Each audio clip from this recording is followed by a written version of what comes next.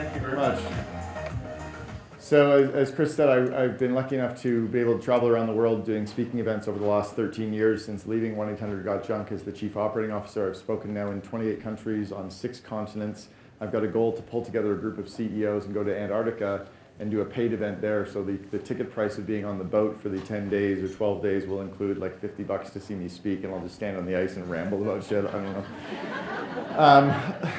This session is going to be what I call Letters to My Younger Self, and this actually is the final chapter of my first book, Double Double, that I wrote right after leaving 1-800-GOT-JUNK. I decided to take a few months off and just decompress. So I journaled, I went to Burning Man for my first time back in 2007, but I took 3.5 months off, and every morning I wrote journals and wrote letters to myself, and those became 67 lessons that I really internalized. And I'm not going to talk about my successes today, which I normally do on stages.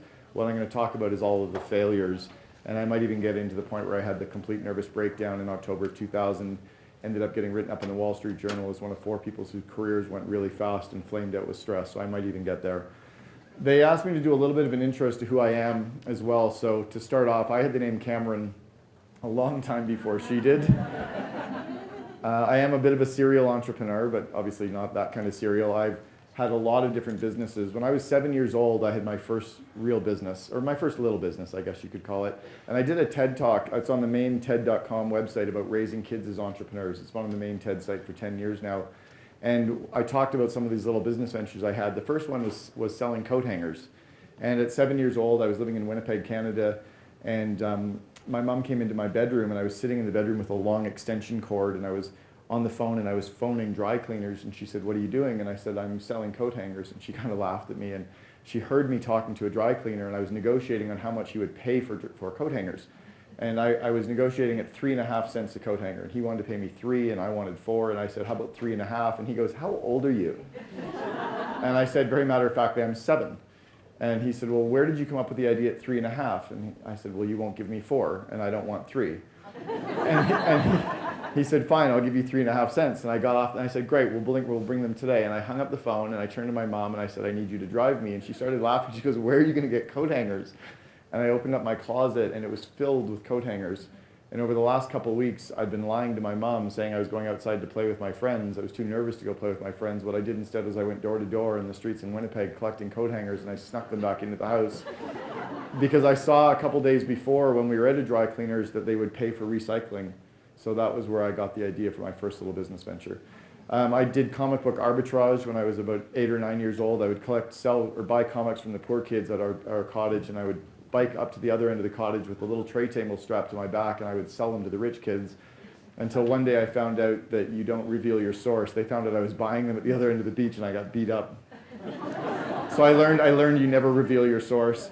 I paid for my first year at Carleton University. That was the only university that accepted me. I applied for 4 universities. They accepted me. My sister, who went to Queen's, said that you buy one term, get one free at Carleton. But I got wineskins all logoed up with our panda, and I sold them door to door in residence and made enough money to pay for my tuition that year. And then I got involved in a group called College Pro Painters, and College Pro ended up becoming the world's largest house painting company. I was a franchisee for them for 3 years. I went on to start coaching franchisees for them. In fact, in 1993, I hired Kimball Musk as a franchisee for me in Toronto, and then also his cousin Peter Reeve, who built Solar City. They were both franchisees of mine. So I started coaching entrepreneurs in 1989. So I've been really coaching entrepreneurs now for 30 years, which is where this stuff comes from. At 21 years old, I had 12 full-time employees, but for me, the number 21 looks like the number 12. I have a form of dyslexia called dyscalculia, so I flip all of my numbers. So anytime a girl ever gave me her phone number in university, it was always wrong. I just don't know if I wrote it down wrong or she just didn't like me, but it was always wrong. I also have really bad attention deficit disorder. Can we actually start the timer just for fun anyway? I said earlier that the timer would kind of every second would distract me, but the carpeting's already doing that, so we'll go with the timer.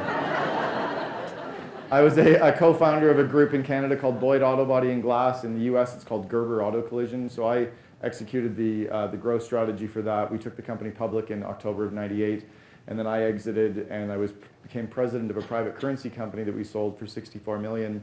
But we sold in January of 2000, and we were public. The company that was acquiring us was public. It was going to take 3 weeks to close the transaction. It was going to put us out until about April 10th. And right around March 15th, Steve Ballmer stood up and said there was an internet bubble. We were like, no, please don't tell. And our 64 million was worth about $3 million within about 3 months. So we lost $61 million in valuation, everything we built. And it was 2.5 months later that I had a nervous breakdown, completely flamed out with stress. I had this kind of chemical taste, like metal at the back of my neck, and I was clinically redlining. So then I became a garbage man. And I joined my best friend at the time. He had been my best man at my wedding. We'd been in a forum together, like a mastermind group with the Entrepreneurs Organization for years. So I joined Brian as the 14th employee. I walked into the head office where we had 6 VPs, 6 people in the call center, and Brian. And we decided to grow this brand. And I was the chief operating officer as the 14th person. When I left, we had 3,100 employees. We were operating in 330 cities, 4 countries. We became the #2 company in all of Canada to work for, twice ranked #1 in British Columbia, and we were profitable every single year. We gave up no equity. So that was kind of where I got known for building it, although I'd already done it 3 times before. So now I coach and mentor entrepreneurs. I said to Chris earlier, the world's kind of littered with coaches. I coach real companies with real entrepreneurs and real businesses. I've coached 3 companies that sold to GoDaddy for over 100 million each. So when GoDaddy was up talking this afternoon, I was thinking about 3 of the clients that I coached years ago. And I know entrepreneurs really well. I know the DNA of the entrepreneur. And I would coach them for free, except my kids like to eat. So that's a little, yeah, that's people like, well, why don't you come and speak for free? I'm like, because I got kids at home and, I'm not Warren Buffett yet. No, I never ever will be. I've also written, as Chris said, 5 business books. The most recent one is the one in the middle, Free PR. This talks about how we landed the 5,200 stories about 1-800-GOT-JUNK without using a PR firm, how we did it with all of our in-house people that we trained who had never done PR before. We did it with no news wires, no press releases. We literally picked up the phone and called journalists. We ended up on Oprah, kind of you name it, we were on it. And my book ended up in Richard Branson's library on Necker Island. But he doesn't read, so it was one of my friends that was on Necker that put it there. But you all fell for it anyway. It's marketing. So anyway, that's a little bit about me. So let me talk a little bit about some of the lessons that I learned over the years from doing what I do. I was at a cocktail party one night, and one of the girls who worked for us, Jillian, walked up to me and she said, "You're really boring." And I was like, "Wow, why?" And she said, "All you talk about is 1-800-GOT-JUNK." And she said, "You have to remain interested to remain interesting." And I started thinking about it for a while afterwards, and she was right. I'd lost sense of all my passions, all of my hobbies. I would go out for Valentine's wearing a 1-800-GOT-JUNK logo on my back, and for real. I was so cognizantly focused for years on building these businesses that I'd forgotten and lost touch of who I was. So in leaving 1-800-GOT-JUNK, that was when I decided to find my passions and my hobbies and go to Burning Man and really start reconnecting with what mattered. It was weird that my best friend who I'd built 1-800-GOT-JUNK with, I didn't know until 4 years after leaving the company that he liked to ski. I ski raced until I was 21. How could I possibly not know that my best friend liked to ski? It was because all we talked about was work. So that was a huge lesson for me that I don't really care what any of you do for work. Like for real. For real. And you don't really want to hear about coaching. But I'd like to know, like, does anybody go to Burning Man? Who's a burner? You do, yeah. We'll hang tonight. Any other burners over here? Well, there's a few of you we can hang with. But like, who likes to go climbing or who likes to play or do yoga? Or who, like, I want to know what your passions are, your insecurities, your fears. I want to know about your kids. I want to know about your vulnerability with your kids. I want to know like what's really going on. And I want you to know that about me. But that was a lesson that had to come from pretty big failure. I had to learn that balance is the key to life, but you can't actually be balanced. I actually kind of realized that this whole thing about work-life balance is bullshit. Really what has to happen is you almost obsess about 2 or 3 things for a couple of quarters and you let a few areas slide, and then you try to pick up the areas that you dropped and you obsess about those for a couple of months, and then you let a couple other areas slide. So I think about friends, family, fitness, faith, and finance, and I usually pick 2 that I'll obsess about, and then I'll let the others go for a bit, but I'll talk to the people that might get involved in being left behind, and I have a cognizant focus around that balance, so that's the way I try to approach it now. I had to learn to not bring problems home. My wife at the time in building 1-800-GOT-JUNK used to say that she got leftovers, that I was coming home completely drained and stressed and talking about work, and I had to find a way to leave that at home. So now working from home, I have a kind of a thought process that I go through when I shut my laptop. It's almost like I'm shutting my laptop, putting it in a box, putting it in a drawer, closing the door behind my office and leaving the company and driving home, even though I work at home. But I picture myself doing that to just leave it there. And I had to learn how to reduce stress, that stress really builds up in me.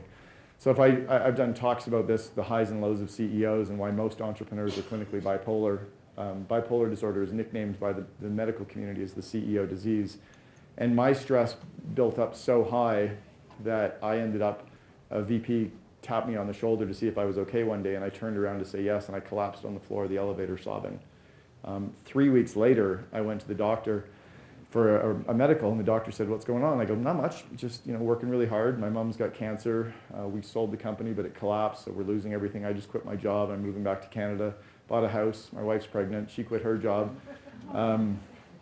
But everything's really good. I got this weird metallic taste at the back of my neck.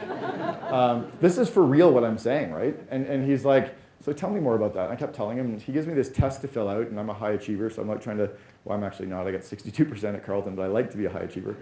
So I'm filling out the test, and he adds up the points, and it's something like if you get 90 points, you have a 50% chance of a heart attack. If you have 150 points, you have a 90% chance of a heart attack. I had 435 points. So I was clinically redlining, and the metallic taste, the tinfoil taste at the back of my neck was a chemical secretion being caused by stress telling me to slow down. And I thought I was fine. So I had to learn about those emotions. I had to learn about the feelings. I had to learn about the symptoms. I had to learn that if I'm manic because I'm bipolar, I had to learn the signs of these things to allow myself to kind of counter it. Because I won't take medication for my stuff because I know it's also my superpowers, right? I have 17 of the 18 signs of attention deficit disorder, but those are superpowers in business. I learned how the nights are to recharge. We have our phone, we plug it in, and we don't feel guilty about plugging our phone in. Why are we feeling guilty about taking time off for ourselves? The reality is, let me do a quick question instead. Who here has ever said, "I'm going to work tonight to catch up"? Right? Or "I'll just work this weekend to catch up." Or "I'll just work every fucking night of the last 3 years to catch up." The reality is we're lying to ourselves. Every one of us is lying to ourselves. We're disconnected from what matters, from our spouse, from our partners, from our spouse, from our kids, from ourselves, from our hobbies. And what are you going to catch up on? Because even if you got it all done, you'd wake up in the morning and set more goals, so you'd have another to-do list. So you're not going to get it all done. So what I had to learn to do is to close my laptop at 5:30, at 6 o'clock, which I now routinely do, and I don't work nights, and I don't work weekends, and I'll allow myself maybe one night a quarter to actually catch up on something that really do, but otherwise, I decompress. I had to learn how to set boundaries. I was really, really good at saying yes to everybody, being there for franchisees, being there for employees, being there for other people, being there for my kids, really, really being there for other people, and I was really bad at saying no. In fact, I've slipped a little bit recently. I said yes to speak at a conference that my sister was organizing in Cancun yesterday morning, knowing that I had to be here to speak today, and then I have to speak in Houston on Monday, and somehow I'm like, what the hell just happened? So I got to get better at saying no to some of, but these are all the right events, so I had to say yes. But I don't do any coaching with clients over the weekends or at night. I had a CEO of a big company. They pay me pretty serious money to coach them, and the guy had 700 employees, and he wanted me to do a coaching call one evening, and I said, no, I can't do it. I don't coach after 5 o'clock because I need to be done by 6 o'clock. And he's like, wow, that's really good. And we started talking about it, and he said, that's really inspiring. I want to do more of that. So I learned that by saying no, it actually built credibility in me, and it built trust in me. I had to learn about setting kind of the top 5 things that I would really get done every month or every quarter. Because if I just had this all-inclusive list, I was working on the important many versus the critical few things. So I learned about really focusing on the critical few. And then Jim Collins talked about, in Good to Great, he talked about having a stop doing list, right? We've got a list of all the things to do. What about all the things not to do? Right? And now instead of, I've got my bucket list of all the stuff I want to do before I kick the bucket, so now I have my fuck it list of all the stuff that I just... Well, and one of them is I'm not going to drink red wine on planes anymore. You fly first class on all my flights, but it's shitty red wine. It's $7, why? Even with the best airlines, it's still shitty wine, so I'm not going to drink it. And I'm not going to work weekends. But really having to think about what's on my stop doing list is really powerful. So I actually do this every 6 months. I recreate another stop doing list, and then I look to either stop it or automate it or outsource it or delegate it. I learned about something called the 80% rule, and this is not the Pareto principle, but it's that 80% is usually good enough. Who here got over 90% in university? Do you know that no one has ever asked for your transcript since? I win. I have a university degree, 62% from Carleton. I actually cheated in a managerial accounting course. I had someone write 13 of my accounting assignments in a row for me. I wasn't proud of it, but I didn't like accounting. My dad said that I learned how to hire an accountant. About 12, 14 years later, I get a phone call from a woman who wants me to be the expert on the managerial accounting textbook that she's writing to be used in every Canadian university and college. For real. And I'm thinking about it, I'm like, I have to tell her the truth. So I told her that I cheated in that class. She's like, it doesn't matter, it's really funny, but I still have to use you. So now chapter 8 on budgeting, it talks about Cameron and 1-800-GOT-JUNK and the process that I used to hit all the goals on a textbook that I quitted. That wasn't even on my talk to tell you about, it just came out. That's ADD. The carpeting, it's the carpeting. So the 80% rule goes like this. I'm a really bad writer. Okay, I don't articulate well. I move too quickly. I'm sporadic. I'm a little ADD or a lot ADD. I'm very acerbic, and I don't intend to be, but I got shit to do, right? In fact, a funny story about Brian. I sent Brian at 1-800-GOT-JUNK an email years ago saying happy birthday. His response was, what's wrong? I'm like, nothing. He said happy birthday. He goes, I know, that's all. I'm like, what the fuck do you want, dude? He goes, just how about something other than happy birthday? I'm like, how about happy birthday, asshole? Is that good? And he goes, it's better. I'm like, whatever. But all I'm doing, and I said happy birthday. So what I learned is that I can't communicate well in writing, but what I can do is I can get the thought out of my mind, and I usually pace, like you see me walking around, right? This isn't scripted how I'm going to be standing, I'm just pacing. So when I write a memo or a marketing piece or sales copy, I walk. Even when I wrote all of my books, I've talked them all, digitally recorded them all. My first one, that Rev didn't exist, or Otter didn't exist, but now you can just talk and it transcribes it, and then I can hand it to a writer who can rewrite it and organize it, and then I can come back and look at it, and then I can pass it to another person and they can polish it. So I'll tell you the story of Meetings Suck, which is a book that you should get, by the way. Every employee at every one of your companies should read this. So when Elon Musk came out a year ago and said, if you're in a shitty company, stand up and leave the meeting, I sent him a text message and said, no, fix the root cause, fix meetings. They won't have to leave shitty meetings because they won't be in them in the first place. So that's why you want every employee to read it, is so they learn how to attend meetings, how to run them, how to participate in them. It's $15 to invest in them, okay? Full caveat, it took me 18 hours to write the book. But it's really, really good. It's all of the best systems that all of these companies are using. Like when I coach the CEO of Sprint and the second in command at Sprint, they use all the systems now internally on the turnaround. So if it took me 18 hours to write a really good book, how did I do that? I talked. And then I passed what I talked to somebody else. So I could get it to 80% perfect really quickly.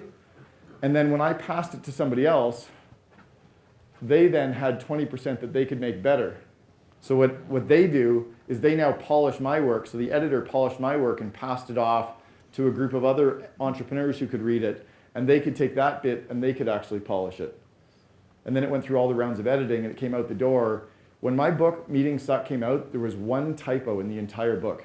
Like the book feels good, it looks good, it reads good, it's really good content, it's getting spectacular reviews globally. There was one typo, there was a space in between a period and a letter. It was the only one we missed. And I was kind of frustrated that we missed that. But for me to sit and type a book, I would never have a book written. So I learned about this 80% rule of passing things off. I also learned about outsourcing. It needs to get done, but not by us. Right? I need to get stuff done, but I don't have to be the one to do it. So it's all about optimizing and automating and outsourcing. I learned that when I used to tell employees to have something done by a certain day, they would always have it done by the 11th hour on that day. Right? I'll get it done Friday at 5 o'clock. They'd come running in Friday at 4:58 and they'd hand it to me. So I learned that deadlines are useless. What I learned that really worked was sitting down with them and saying, okay, let's talk about the project. What are all the steps in the project? How long will each of those steps take? Now, where in your calendar will step 1 happen? Where in your calendar will step 2 happen? And I taught them this process, so now what they do is they tell me when they're going to do the work. And then what I can do is say, I know you've got 4 hours for this, but only spend 30 minutes. They'll be like, no, it's going to take 4 hours. I know it could take 4 hours, but I only want you to spend 30 minutes. And I'll give you an example of this that worked really well. If I told my 16-year-old kid, I need you to clean the whole house. Oh, Dad, just the torment, right, of the 16-year-old to have to clean the house. Because for him, it's going to take all day to clean the house. And if I said, it'll only take you a half hour to clean the house, no, because I got to do all this, But if I said to him, I need you to clean the house, and I only want you to spend 30 minutes, don't spend any more than 30 minutes, do as best you can in 30 minutes. He'd get it done in 30 minutes. Delegate to our teams the same way we would spend money. If I said you organize dinner for 10 people, it could be an amazing dinner with $1,000 bottles of wine and amazing steaks that are like fly in a chef and we'll helicopter to Everest Base Camp for dinner. I had breakfast at Everest Base Camp by helicopter. That's where the story came from. So you could spend a lot of money having breakfast. Or you could say, let's just get wraps and bring it in. It'll be vegan, it'll be healthy, and we'll do it for $60. So delegate the same way and do that with your deadlines and watch what starts to happen. I learned about titles and how titles get taken very seriously, and we often as leaders don't take them as seriously. I've heard CEOs often say, well, I'll give them whatever title they want, I don't really care. Yeah, but they do. So they care, and then they go on Indeed and they find out what that role is really getting paid in other areas. They get an inflated sense of what they're really actually worth. They start playing business person instead of getting some shit done. So some examples are, so I run an organization called the COO Alliance. It's the only network of its kind in the world for second-in-commands. So it's all second-in-commands, but we have presidents, COOs, VP operations, director of operations, general managers, doesn't matter what the title is, they're all really second-in-commands. The difference in a title though, let's say you're in finance. You could have a controller, a director of finance, a VP of finance, or a CFO. They could all be really doing the same effective job. Or marketing. You could have a marketing manager. You could have a director of marketing. You could have a VP of marketing. You could have a CMO. 20 years ago, to have a CMO title, you'd be a major player at a major company. Now you walk into companies that have 7 people, right? We've seen it, right? CMO, CFO, CTO, and now the new one that's always got me now? The CRO, the Chief Revenue Officer. Do you know where that came from? Sales didn't have a C-level, and they wanted one. For real, that's all it was. The head of revenue was the head of sales. Used to be director of sales, sales manager, VP of sales. But they're like, I want a C-level too. And somebody said, okay. And then all of a sudden it became a trend. And now all these companies have chief revenue officer. Titles matter because it causes inflation. It causes a different sense of worth. And the flip side of that is titles are also very powerful. They'll get you taken seriously. They'll get you indoors that you may not get in. So you want to give them out fairly liberally as well. So it's a real balancing act. I learned internally, the higher your title is, the more that everything you say gets taken seriously. Even when you're thinking out loud. I think out loud. I was going up the elevator and I talked about we needed to fix our customer service. We got to fix our customer service program, it sucks. That's kind of all I said. And somebody in the elevator heard me say that, came back in about 4 days later with their boss who reported to me, and they had this new customer service program that they wanted to talk about, and they were showing it to me. I'm like, what's this all about? This isn't on our list for the quarter. Oh, you said we had to fix this. I'm like, I was just thinking out loud. And the new guy who'd heard me say it said, you're not allowed to think out loud because we do what you think. I'm like, good point. They took the title really seriously. I had to learn to listen and not talk. Somebody said God gave us 2 ears and 1 mouth and we should use them more in that ratio. Right? We should listen twice as often as we talk.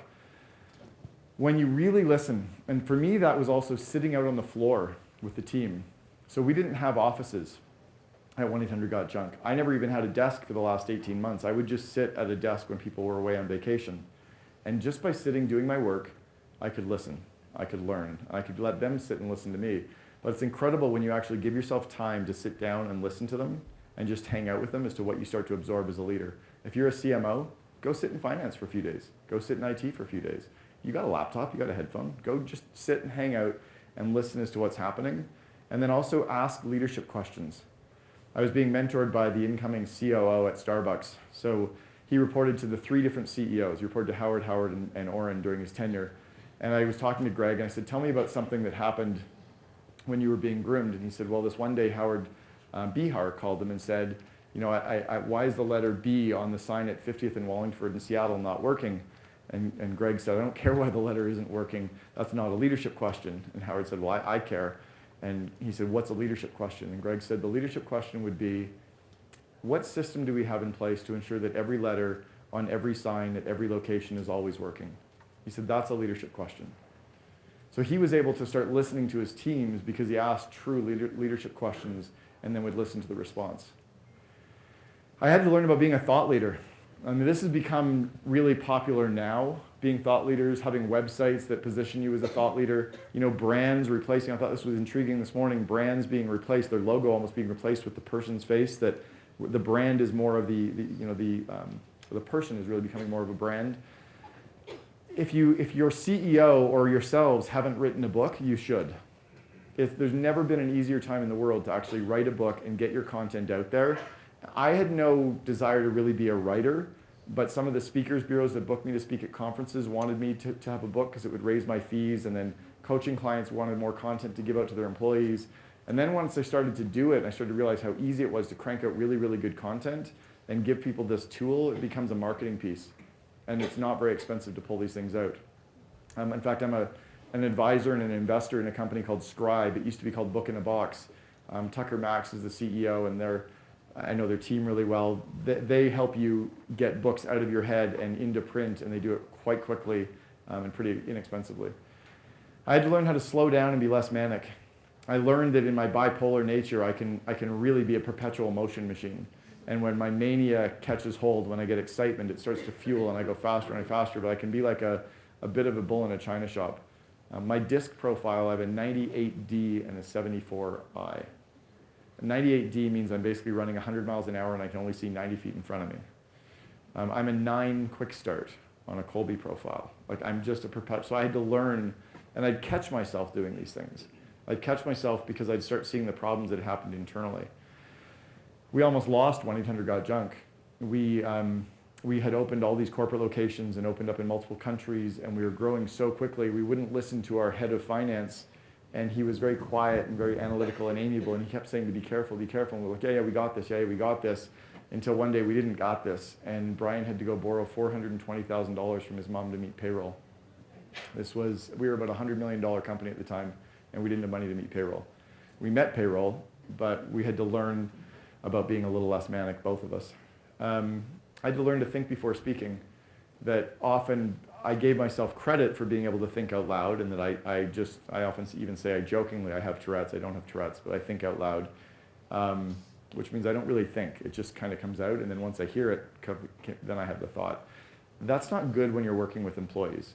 So what I've learned is a little system, even when I'm in boardrooms or meeting rooms, is I sit on my hands, which I don't know how I learned this or where, but like I feel like I'm half Italian. Like I can't talk unless my hands can be going.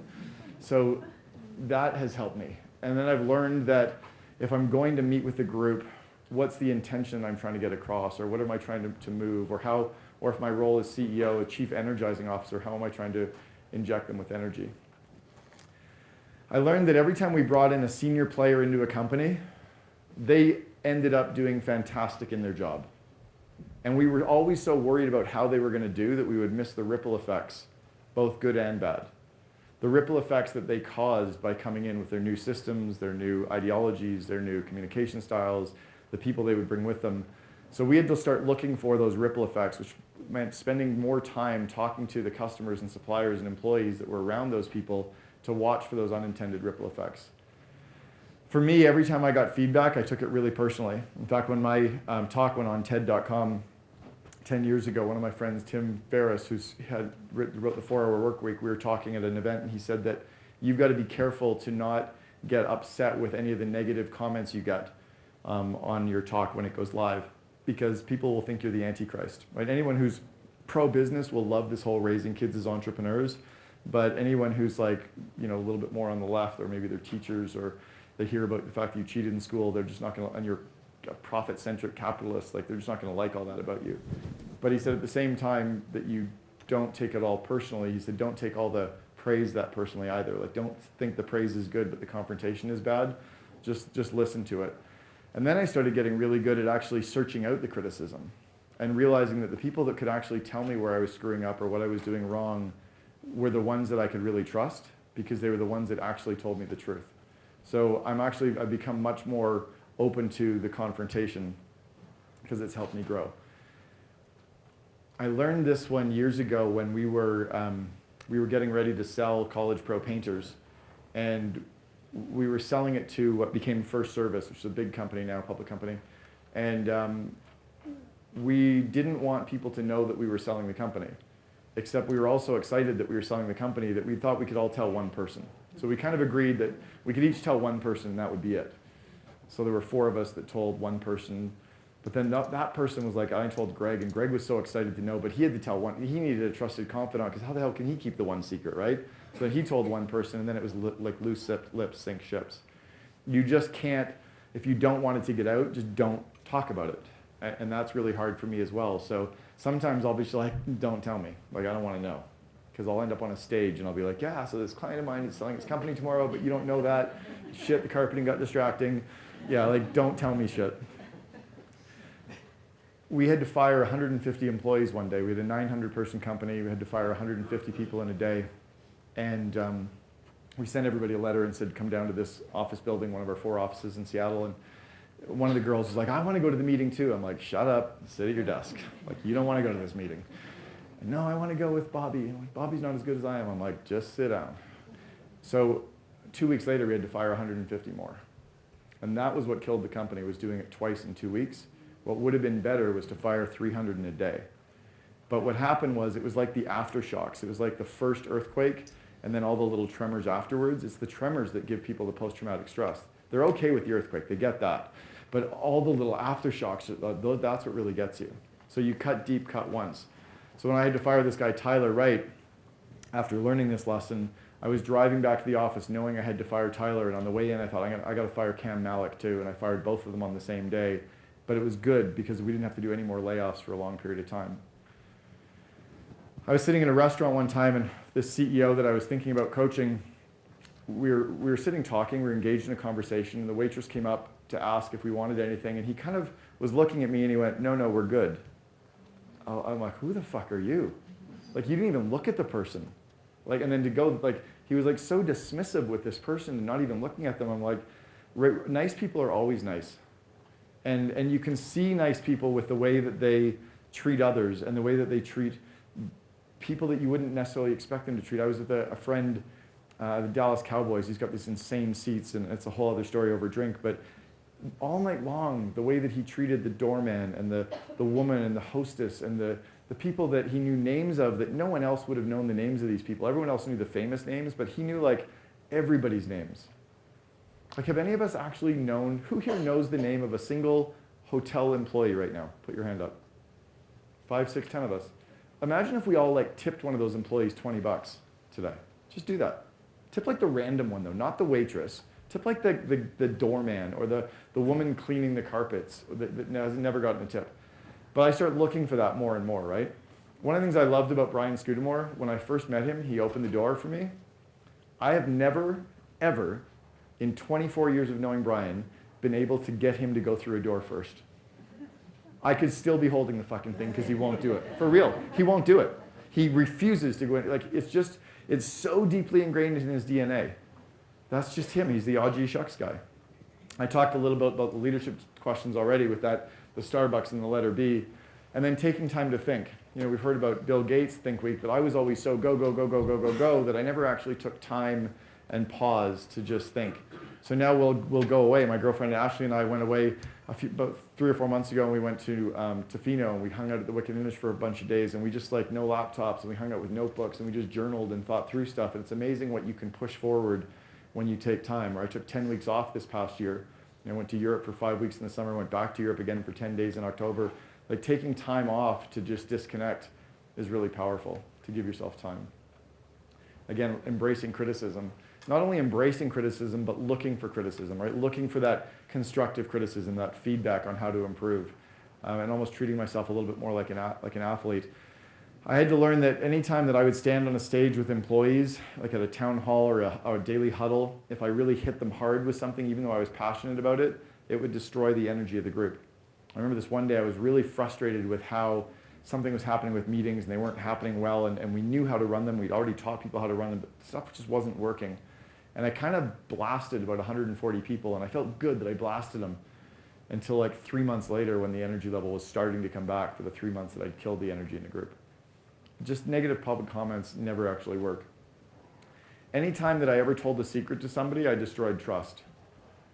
And I would always tell the secret thinking I was like having a confidant. Like I would tell Tressa, who was my second in command, but then she was always worried that I was telling somebody else about her. Or I would tell Christopher something, and then I found out later that he was always worried who I was asking about him. And I realized that I needed to have my confidants outside of the business, not necessarily always inside. That I needed to have my CEO group, or a coach, or a forum, or a girlfriend, or somebody that I could talk to that wasn't necessarily inside the company, because when you tell secrets inside the company, it destroys trust. Brian and I were driving home from Bowen Island, this area outside of Vancouver, and we decided just to call our call center to see how we were doing. All right, let's just call our call center, see how we're doing. Inspect what you expect. And we called them, and it sucked. They picked up late, they didn't wow us, they didn't handle objections. So then we called the second time, and it sucked just as bad. It took six rings for them to answer the phone. So then we thought, let's call WestJet and see how they do. Called WestJet, they picked up, they wowed us, they handled the objection, they blew us away. We're like, well, that has to be random. Let's call WestJet again. They did it again. They did it 3 times in a row. We called our call center. They fucked it up again. 3 for 3 and 3 for 3. So we're fuming. We drive into the call center. We go, let's go talk to the quality assurance team. We asked them, show us what you guys listen to on calls. They said, well, we listen to 85 points on every phone call. Like 85 points. On a 4-minute phone call, we're listening to 85 things. Smoke coming out of both of our ears at this point. So we're like, do we look for, did we pick up on time? Did we wow the customer? Did we handle the objection? Did we ask for the order? Did we set a callback? Yeah, they're on the list. Great, cut 80 of the things. Let's only look for 5. Then we went and asked the managers, how often do you look at the 85-point survey? Oh, never. How come? Well, we don't get enough of them. It takes them too long to fill them out. We only get like 10 a day, so we don't look at them. When was the last time you looked at a survey? Oh, we've never looked at surveys. The 11 managers of the 140 people in our call center in 11 months had never looked at any of the work that the 4 people in quality assurance were doing. Now, we weren't a big company, but $280,000 being spent for the 4 people in quality assurance was a lot of money that no one's actually using their work. Go inspect what you expect is happening. Get out of your office, get out of your corner office, go sit with the teams and ask them to show you what they're doing, ask them to show you how they're doing the work, and really dig in and take a look. You'll be amazed at what you find. I watched Trish Saltis, who came in as our head of finance. I was having a budgeting meeting, and I had to sit down. My back's bugging. I'm getting my hip replaced next month, so if you can't see me at the back, I'll just be down for like 30 seconds. I'm really getting my hip replaced, and my back is sore. So Trish came into the budgeting meeting. She said, oh, Ellen's going to be sitting in on the meeting as well. She's not going to ask any questions. She's not going to say anything, but we'll have our meeting. So we did our hour meeting. Ellen said nothing. Next week, we sit down for budgeting meeting. Trish said, Ellen's going to be here. She might ask a question or two, but she won't say much. Okay, cool. Week 3, Ellen's coming in again. She might ask a few questions. She might even add in a little bit. I'm like, okay, cool. Week 4, Ellen comes in. I'm sitting down. I go, where's Trish? She goes, she's not coming. I run budgeting. I'm like, oh, shit, I get it. Trish didn't give up any of her time to train Ellen. Trish did her job, made Ellen ride shotgun and watch her do her job, and then was able to hand off for her job. Imagine if you let people listen in on your phone calls. If you blind CC'd them on emails so they could see how you write. If you allowed them to sit in the corner of boardrooms and meeting rooms to watch you do your job. But imagine if we thought that our role was to grow people. If our primary role as a leader is to grow people, not to get stuff done, but to mentor while we work. That's where the growth and the rapid growth comes from. At 1-800-GOT-JUNK, we had 6 consecutive years of 100% revenue growth. That came because of an obsession on growing people. I had to learn to stop doing and start leading, because I was so groomed at the college pro world of having to do, because we only had such a short period of time to do it, that by leading and growing people is where the growth came from. And then I learned that technology should not drive us crazy. Technology is a tool, but the people that can teach us how to use it are Gen Y and Gen Z. They know how to use it. Any of the baby boomers, right, or even Gen X, who are saying, oh, I've got 20 years experience, I've got 30 years experience. No, you don't. You have 5 years experience 5 times in a row. Right? We all have 5 years experience 5 times in a row. Some of these Gen Y who are like 30 have got 5 years experience once, but the technology skills to kick our ass. Get them to show us how to leverage technology to do our job, and maybe we can give them some of the leadership wisdom that we have around people and around growth. But let them teach us how to use technology. I had to learn how to not micromanage. One of my franchisees said I used to major in the minors. He said, you're always picky about our logo's wrong, and the font isn't kerned correctly, and like there's no PS in the signature. He goes, do you know that 95% of the 300 franchisees don't have a budget for marketing yet? And you're worried about the logo? I'm like, yeah, good point. Like if I'd actually give them a marketing plan and a marketing calendar and a marketing budget and set them free to go do it, the logo would take care of itself. But I was so focused on the little things. I had to learn that people like to follow and leaders need to lead. And sometimes we just need to make a decision and roll it out so other people can follow. I had to learn how to 60 Minutes proof our business. For anybody younger than 35 years old, 60 Minutes is a TV show that used to do investigative journalism. You had to watch commercials in between the episodes, but they would do an investigative journalism, come in and look at your company and show all the real stuff that was really happening behind the scenes. They would show the truth. I want you to go back and look at your website copy. Is it true? I want you to look at your facts and figures. Is it true? If you were investigated and somebody came in to investigate you, could you scratch through the surface and would it all be true? And I was like always like, I was never lying, but I would round up, not even out of exaggerating. The details just didn't matter. So one day I said in front of our employees that we recycle 60% of everything we haul away. And one of the girls said, that's not true, we recycle 57.8%. I'm like, it's the same. She's like, no, it's 57.8 and 60 are different. I'm like, it doesn't matter. She goes, no, it does matter because you said 60. And I'm getting all frustrated, and then I realized she was right. That if 60 Minutes came in to examine, so then what we started saying was, on average, we haul away 60, or we recycle. Now they've even gotten better. I think they changed on their website recently to, they just say that they make best attempts to recycle as much as they can. We don't have to exaggerate. The market is demanding truth. The market's really demanding truth. They're demanding, like, and not saying, oh, I'm being vulnerable, just be. Just be yourself, whatever it is. If you see me later on and I'm having a drink, I'll be talking exactly the same way I am right now, right? Raise the bar. Every time you bring on another person into the organization, raise the bar. Raise the average of the group. If you've got 7 people in marketing, the next person should be better than at least 3. Cut the happy talk. Go look at your website. 80% of the content that's on your website, nobody's reading. They don't have time to read it. Imagine if Apple owned your company. They would get rid of 80% of the copy. Just go down to the critical words, the critical few words. Make your emails like 5 sentences or less. Really get down to the critical few points. Stop CCing and blind CCing people. I had to learn this because in the early days when you blind carbon copied somebody, it meant you had to tell them a secret because it was a carbon copy was like a physical piece of paper and you only carbon copied 4 people because you don't have to stuff it into 74 people's pigeonholes. It's gotten so easy now just to share it with everybody, but nobody has time to read the critical stuff. Set some rules in place around that. I'm the big systems person, right? In every franchise organization, it's process, process, process. But for me, I also realize that it's the outcome that's more important than the process. If I'm walking along trying to follow a system and I see a diamond in the rough, I'm going to grab the diamond. I'm going to trust karma. I'm going to trust my intuition. I'm going to trust that things happen for a reason. And sometimes that means breaking the system to kind of follow that stuff.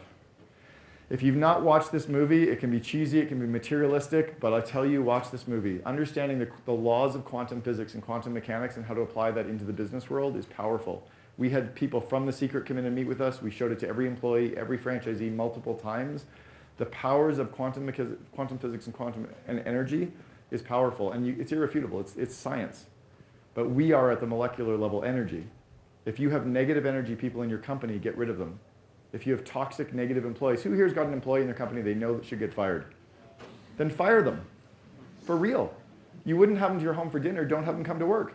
And people are like, oh, it's not that easy. No, it really is. I sat in the governor of Arizona's office one day, Doug Ducey, he called in his chief legal counsel and he said, I'm firing our chief transportation officer because he doesn't support Uber. I'm firing him on Friday. Tell me what I need to do to happen. Don't tell me I can't. I'm doing it. That was it. Ensure your roles are clear. Make sure that every person in the company has clear roles and job descriptions and communicate relentlessly. Communicate, communicate, communicate, communicate, communicate. This is the final lesson I'll leave you with. It's called rule number 6. Years ago, Gorbachev and Reagan, they're over in Russia trying to solve all the world's problems, listening to each other on translation devices, and every once in a while somebody comes in screaming, kicking and screaming, and Gorbachev laughs and says, remember rule number 6. Reagan hears that over his translation, remember rule number 6. So at the end of the day, he turns to Gorbachev and he said, what's rule number 6? And Gorbachev laughs and he says, rule number 6 is don't take yourself so fucking seriously. And Reagan laughs and says, well, what are the first 5 rules? And Gorbachev said, there aren't any. At the end of the day, all of us are going to die. None of us are getting out of this alive. This is just what we do to make money. Let's have fun doing it.